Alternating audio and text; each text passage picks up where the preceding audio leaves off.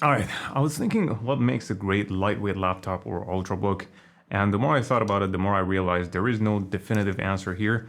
But let's hold that thought for now and have a look at what's in the box. So this is the midnight blue version of the M2 MacBook Air, and it's got 8 GB of RAM and 512 gigs of storage, 8-core CPU, and this particular one has an 8-core GPU. So I didn't pick up the 10-core GPU because I thought that's probably what you're gonna see in all the other upcoming review videos from other reviewers. So yes, we finally have a new design for MacBook Air. Although not exactly new, it's just borrowed from MacBook Pros. We have a slightly bigger screen size with a notch, no visible speakers, a fantastic keyboard, and an even more fantastic trackpad. And take a look at this. Now the escape key is even larger than the last gen MacBook Airs. And it's a small detail, but I really appreciate that, and it has a fingerprint sensor and it works really well. In my test, as soon as I press the button, it shows the lock screen, and when I tap it without the need to press it, it instantly unlocks.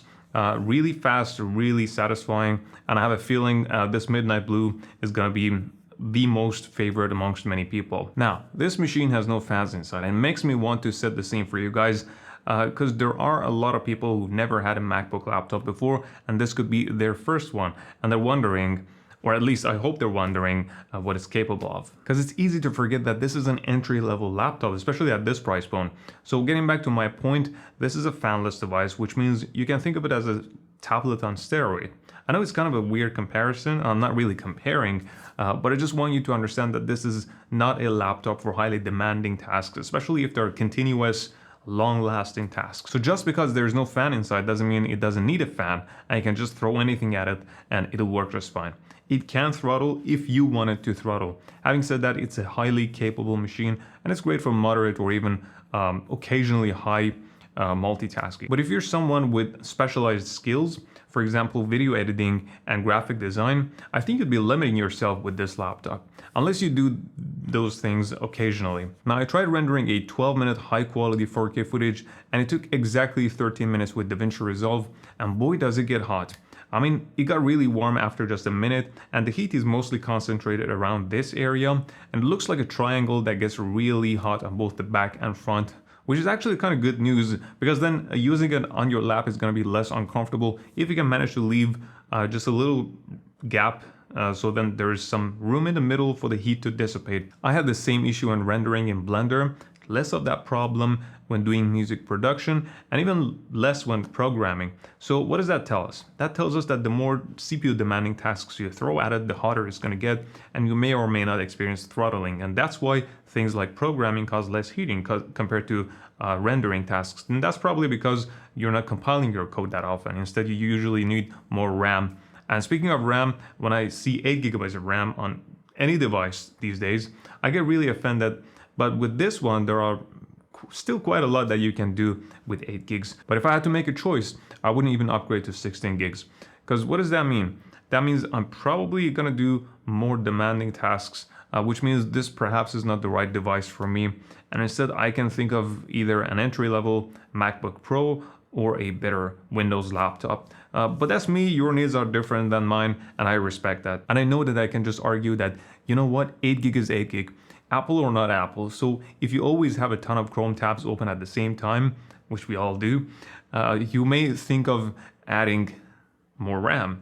It's just that I think you'll lose some of that value for money this way. But Apple should not be given a free pass, which I feel like it happens all the time, just because it's Apple.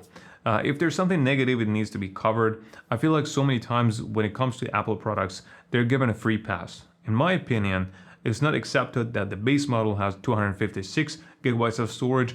In fact, no laptops should exist with this little storage. And worse than that is that the 256 gigabyte SSD has slower speeds than the rest. Now, the speakers are quite good. They're not the loudest speakers though, and there's some distortion at the highest level of volume, which depending on what you're listening to, can sometimes make it sound a little unpleasant.